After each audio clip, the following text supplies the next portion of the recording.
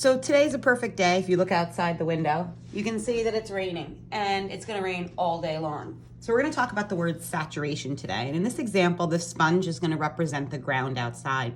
Now, we know that if the pores are large, the water can go in.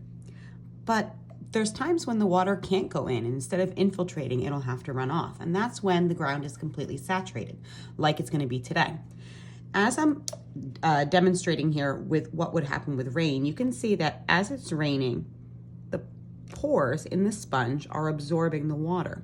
But there is going to become a time when the sponge is completely full, and we call that being saturated. And when the sponge is completely full, it's not going to be able to hold any more of that water. So instead of the water infiltrating or going into the sponge, it's going to have to run off. And you can see on the napkin, the places where the sponge is full, that the water is now running off onto the surface. Now, when the land is completely full, we call this saturated.